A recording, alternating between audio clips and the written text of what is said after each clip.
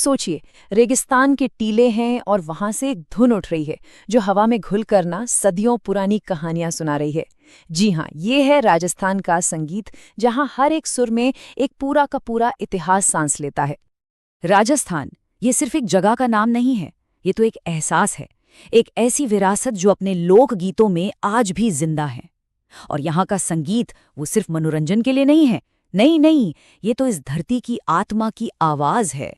तो सवाल ये उठता है कि आखिर ये लोकगीत कौन सी कहानियां सुनाते हैं, कैसे इन्होंने हमारे इतिहास और हमारी भावनाओं को अपने अंदर संजोए रखा है।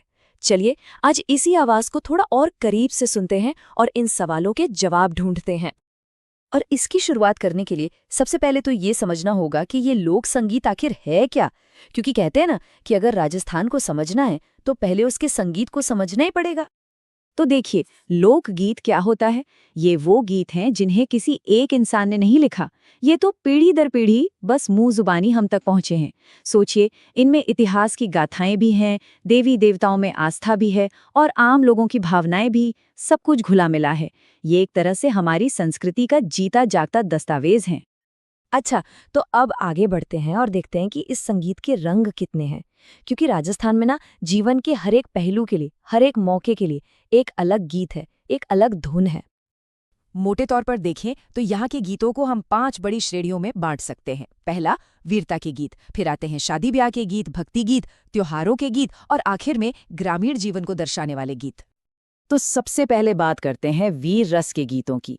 चाहे वो ढोला मारू जैसी प्रेम और वीरता की अमर गाथा हो या फिर हल्दी घाटी गीत, ये सारे गीत यहाँ के वीरों की बहादुरी और युद्ध के मैदानों की वो कहानियां सुनाते हैं जिन्हें सुनकर आज भी लोगों में जोश भर जाता है। फिर नंबर आता है शादी ब्याह के गीतों का। और सच बताइए, राजस्थान की किसी शादी की कल्पना बन्ना बन्नी या घूमर के बिना की भी जा सकती है क्या? बिल्कुल नहीं। ये गीत तो हर शादी की जान होते हैं, उसकी रौनक होते हैं। अब संगीत का एक और पहलू है, आध्यात्मिक पहलू। पाबूजी के पढ़ और मीरा भजन जैसे गीत ये लोगों की गहरी आस्था और भक्ति को दिखाते हैं।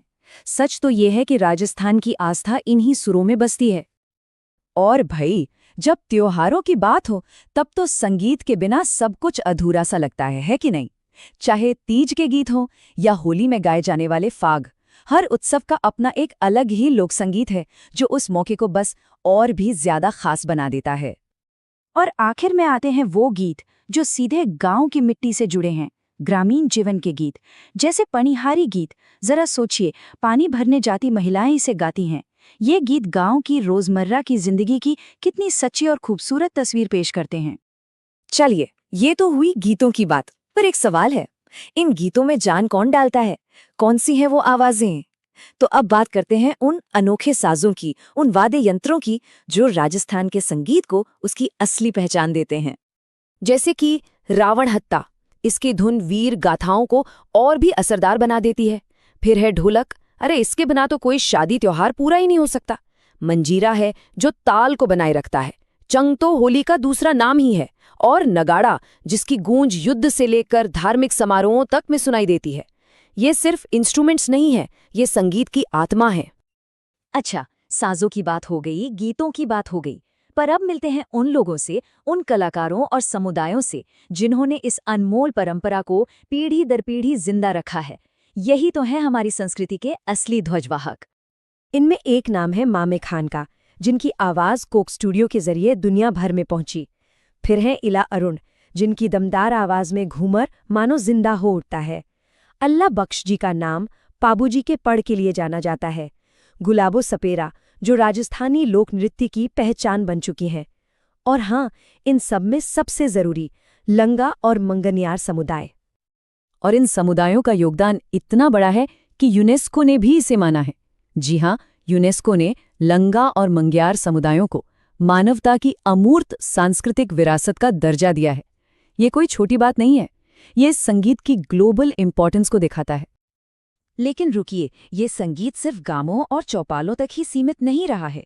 इसकी गूंज तो बॉलीवुड तक भी पहुंची है और वहां जाकर इसने एक नया ही रूप ले लिया है। याद है फिल्म पद्मावत का वो गाना घूमर, जो दुनिया भर में हिट हुआ?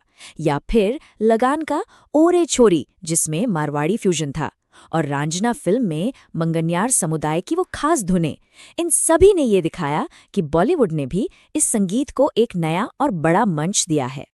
तो इस पूरी बातचीत के बाद इस पूरी यात्रा का सार क्या निकलता है? आखिर ये संगीत इतना महत्वपूर्ण क्यों है? बात बहुत सीधी है, ये सिर्फ संगीत नहीं है, ये उससे कहीं बढ़कर है। ये एक पूरी संस्कृति की धरोहर है, एक ऐसी विरासत जो न जाने कितनी पीढ़ियों से चली आ रही है। ये वो इतिहास है जो धुनों में जिंदा है, और ये हमें एक बात याद दिलाता है कि भक्ति हो, प्रेम हो, वीरता हो या जीवन की छोटी छोटी बातें, ये सब सुरों में हमेशा हमेशा के लिए अमर रह सकती हैं। तो अब जाते जाते एक सवाल है, वो कौन सा राजस्थानी लोकगीत है जो लोगों के दिलों को सबसे ज्यादा छूता है? इस पर सोचा जा सकता है।